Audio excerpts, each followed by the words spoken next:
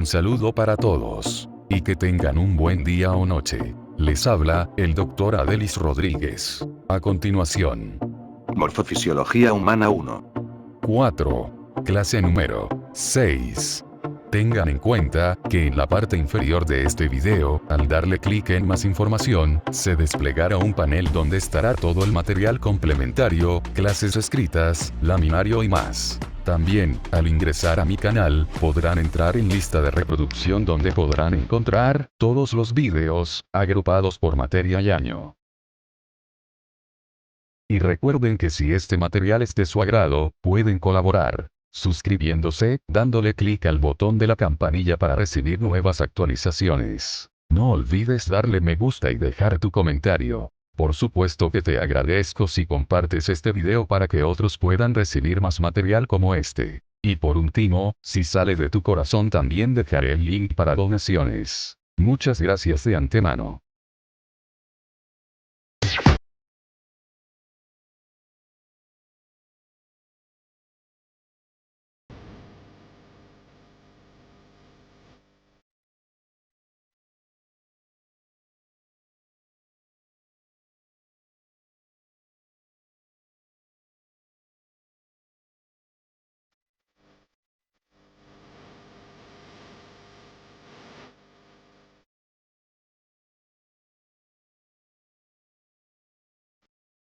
Reciban nuestro saludo al iniciar la actividad orientadora de hoy. En la actividad anterior les orientamos aspectos del origen y desarrollo, así como de la morfofisiología tanto macro como microscópica del sistema respiratorio. En la actividad de hoy abordaremos de manera más detallada las funciones del mismo.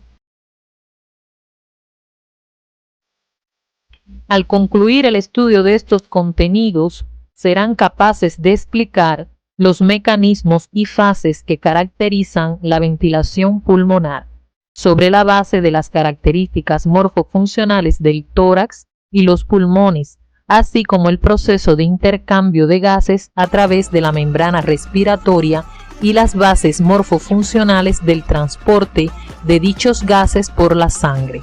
De igual forma, serán capaces de explicar los mecanismos nerviosos y humorales que participan en la regulación de la ventilación y las particularidades de dicha regulación durante la realización del ejercicio físico.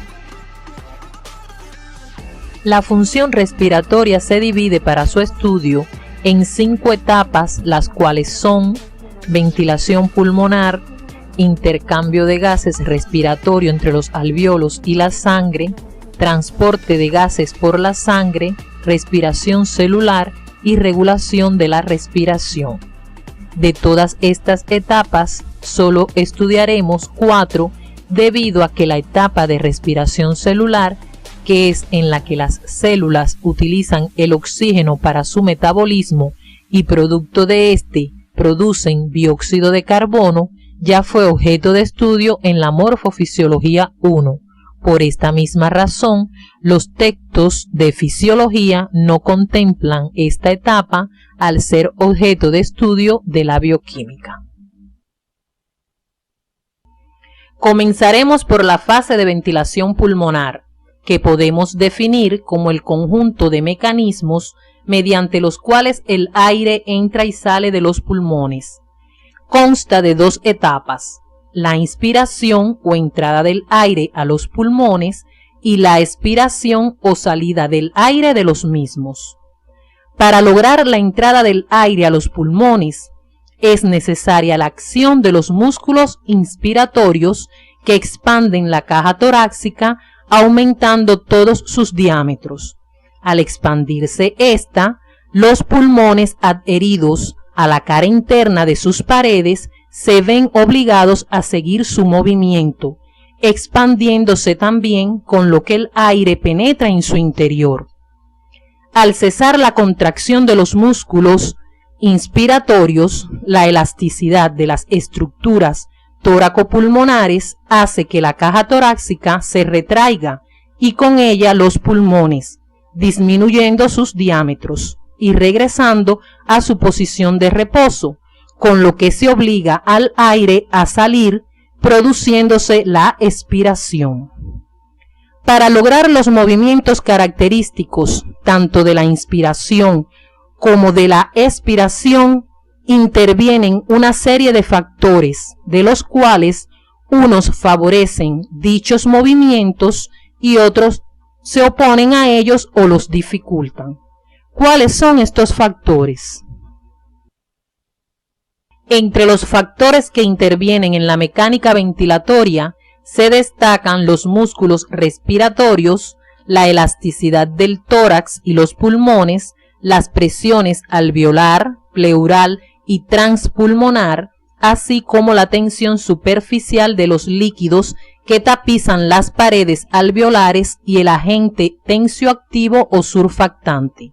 Veamos a continuación el papel de cada uno de estos factores, comenzando por los músculos respiratorios. Los músculos respiratorios se agrupan en inspiratorios y expiratorios. Los inspiratorios son el diafragma, el cual se ocupa de la inspiración normal en reposo, por lo que es el principal músculo inspiratorio, los intercostales externos, los escalenos y los esternocleidomastoideos, entre otros. Por su parte, los músculos expiratorios son los abdominales, especialmente los rectos anteriores, que son los principales músculos expiratorios, los intercostales internos y los serratos anteriores. De los principales músculos de la inspiración y la expiración deben precisar los movimientos que producen en el esqueleto torácico, así como las modificaciones de los diámetros de la cavidad torácica. Como ya conocen, la jaula torácica no es rígida. Sus articulaciones le permiten flexibilidad al esqueleto torácico. Por otra parte, la abundancia de fibras elásticas en la constitución del tejido pulmonar le confiere gran elasticidad, de manera que en condiciones normales el tórax y los pulmones se expanden fácilmente y de igual forma se retraen al cesar las fuerzas que los expandieron. Los movimientos ventilatorios producen cambios en las presiones, tanto a nivel de los alvéolos como en la cavidad pleural. La comprensión de las variaciones de estas presiones es importante para entender la mecánica de la ventilación. A continuación orientaremos su estudio. La presión intraalveolar es la que se registra a nivel de los alvéolos. En reposo ventilatorio y con la glotis abierta, la presión intraalveolar es igual a la presión atmosférica, o sea, tiene un valor relativo de 0 milímetro de mercurio. Al producirse la inspiración normal de reposo, se expanden los pulmones y como según la ley de Boyle, a mayor volumen, menor presión, la presión intraalveolar disminuye alcanzando el valor relativo de menos 1 milímetro de mercurio. Esta diferencia de presión hace que el aire entre a los pulmones. Al relajarse el diafragma, los pulmones se retraen disminuyendo su volumen y como a menor volumen, mayor presión, la presión intraalveolar aumenta hasta 1 milímetro de mercurio, obligando al aire a salir de los pulmones. Otro parámetro de interés es la presión intrapleural. La presión intrapleural es la que se registra en el interior de la cavidad pleural. Como ya conocen, la cavidad pleural es una cavidad virtual. La elasticidad del tejido pulmonar, conjuntamente con la tensión superficial de la capa de líquido que tapiza las paredes alveolares, hace que los pulmones tengan una permanente tendencia a la retracción o al colapso, lo que determina que se genere una presión negativa en la cavidad pleural, que en reposo ventilatorio tiene un valor relativo normal de menos 4 milímetros de mercurio. cuando se expande la caja torácica por la contracción del diafragma durante la inspiración normal de reposo, el aumento de las fuerzas elásticas del tejido pulmonar expandido hace que la presión intrapleural disminuya hasta menos 7 milímetros de mercurio. Durante la expiración se relaja el diafragma y el retroceso elástico de las estructuras toracopulmonares determina un aumento de la presión intrapleural, la que recobra entonces su valor normal de menos 4 milímetros de mercurio. Veamos ahora cómo se comporta la presión transpulmonar. La presión transpulmonar es la diferencia que existe entre la presión intrapleural y la presión intraalveolar y representa una medida de las fuerzas elásticas del tejido pulmonar que tienden a causar su colapso. Una vez que hayan estudiado el comportamiento de las presiones ventilatorias durante la ventilación normal de reposo y auxiliándose de las orientaciones del CIDID de la asignatura, deben resumir el comportamiento de estas presiones durante la inspiración y la expiración forzadas. Veamos a continuación otro factor importante en la mecánica ventilatoria. Las paredes de los alvéolos se encuentran cubiertas de una capa de líquido cuyas moléculas se atraen fuertemente unas a otras. El conjunto de estas fuerzas de atracción se denomina tensión superficial y tiende a producir el colapso de los pulmones. Para contrarrestar los efectos de la tensión superficial, se produce el surfactante, el cual disminuye notablemente la tensión superficial de los líquidos alveolares. La tensión superficial, conjuntamente con la elasticidad del tejido pulmonar, tienden a producir el colapso de los pulmones y por tanto se relacionan directamente con la distensibilidad pulmonar, la que abordaremos a continuación.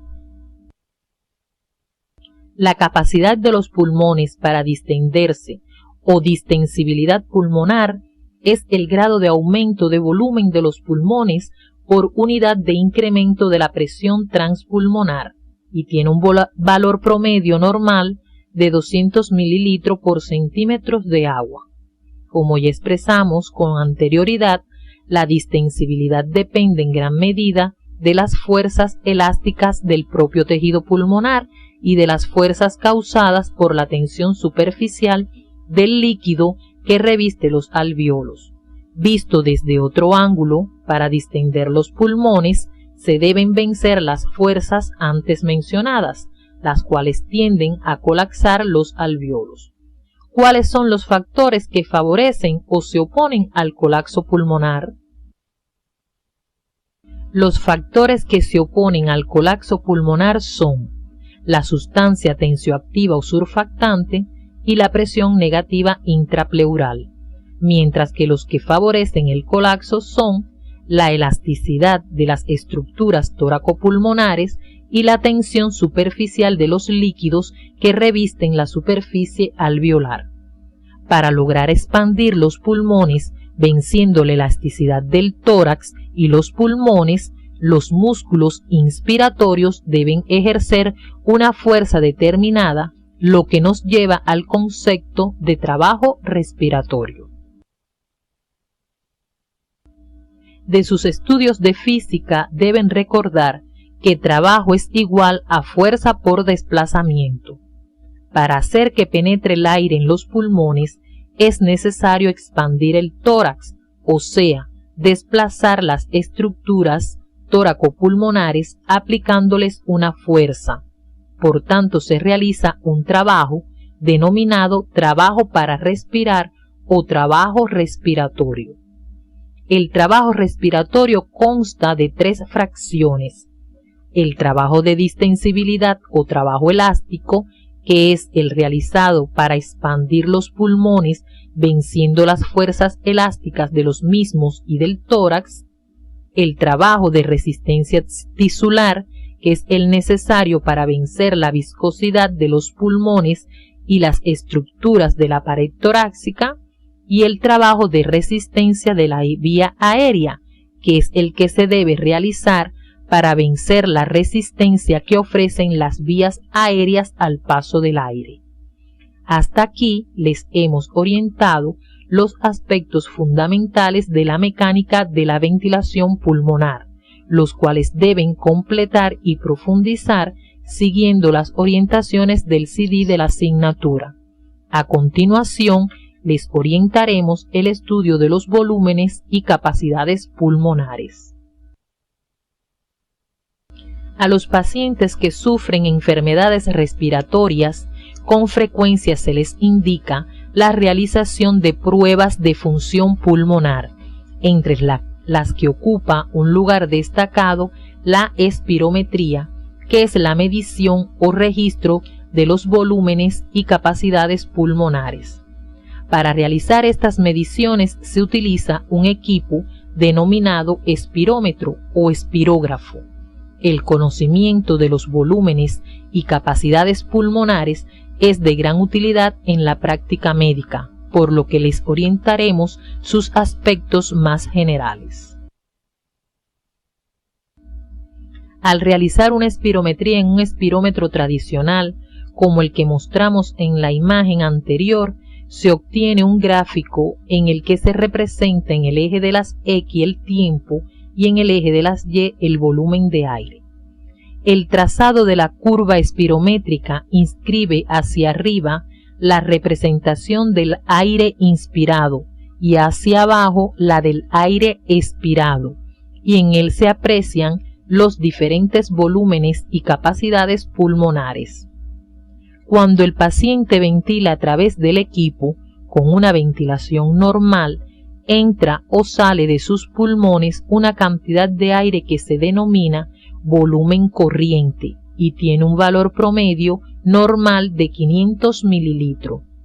Si se pide al paciente hacer una inspiración máxima, la cantidad extra de aire que entra en sus pulmones por encima de la inspiración normal se nombra volumen de reserva inspiratoria y tiene un valor normal promedio de 3000 mililitros.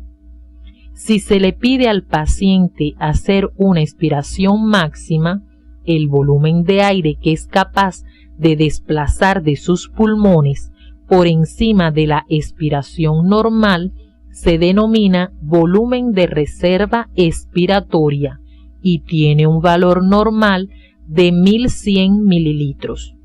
Aun haciendo un esfuerzo expiratorio máximo, los pulmones no se vacían completamente.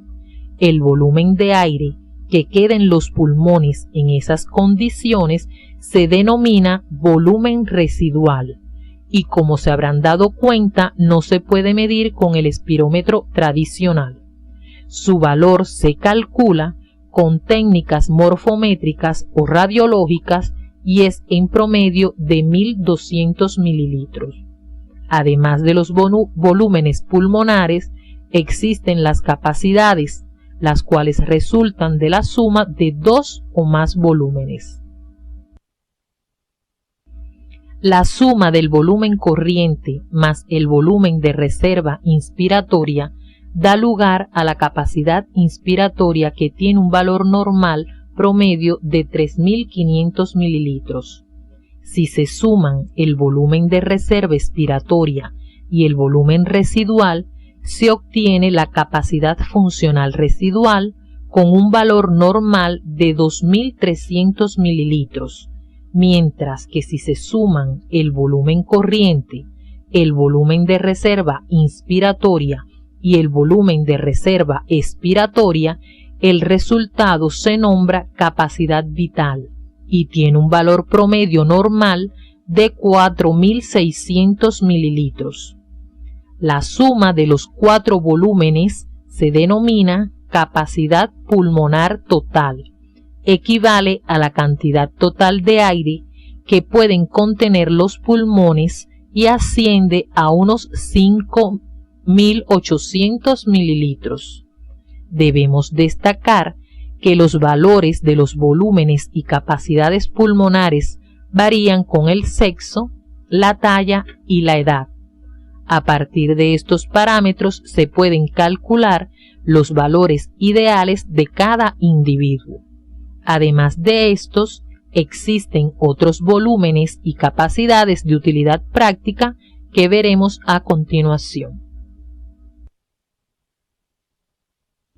Entre estos volúmenes y capacidades tenemos la capacidad vital forzada, la que resulta de registrar una expiración forzada o máxima a partir de una inspiración también máxima. Dicho de otro modo, se le pide al paciente que llene al máximo sus pulmones y luego expulse todo el aire lo más rápido que le sea posible. Su valor en volumen es igual al de la capacidad vital. Además, es de interés el volumen expiratorio forzado en el primer segundo, que es el volumen de aire que se desplaza durante el primer segundo de la capacidad vital forzada y normalmente tiene un valor mayor del 80% del volumen de esta. Tanto la capacidad vital forzada como el volumen expiratorio forzado en el primer segundo tienen gran utilidad práctica en el diagnóstico, pronóstico y evolución de los trastornos ventilatorios, los que resumiremos a continuación. Los trastornos de la ventilación son de tres tipos: obstructivos, restrictivos y mixtos. En los trastornos ventilatorios de tipo obstructivos, como su nombre lo indica, se produce obstrucción de las vías respiratorias, limitando fundamentalmente la salida del aire o expiración. El ejemplo típico es el asma bronquial, en la que se produce broncoconstricción disminuyendo el diámetro de los bronquios por espasmo del músculo liso de sus paredes y aumenta notablemente el trabajo de resistencia de la vía aérea. En este tipo de trastorno ventilatorio disminuye el volumen expiratorio forzado en el primer segundo, mientras que la capacidad vital forzada suele ser normal. Los trastornos restrictivos se caracterizan por afectar la elasticidad del tórax y los pulmones y limitar la expansibilidad tóraco-pulmonar. Afectan fundamentalmente la entrada del aire o inspiración. Un ejemplo típico de este tipo de trastorno ventilatorio es la fibrosis pulmonar, en la que la proliferación de fibras colágenas en el tejido pulmonar limita la capacidad de los pulmones para distenderse. En este tipo de trastorno disminuye la capacidad vital forzada, mientras que al no existir obstrucción, el volumen expiratorio forzado en el primer segundo es normal. Los trastornos ventilatorios mixtos tienen características obstructivas y restrictivas, por lo que en ellos se afecta la distensibilidad tóraco-pulmonar y se obstruyen las vías aéreas. En estos trastornos disminuyen tanto la capacidad vital forzada como el volumen expiratorio forzado en el primer segundo. El enfisema pulmonar es un ejemplo de estos trastornos respiratorios. Además de los volúmenes y capacidades ya orientados, existen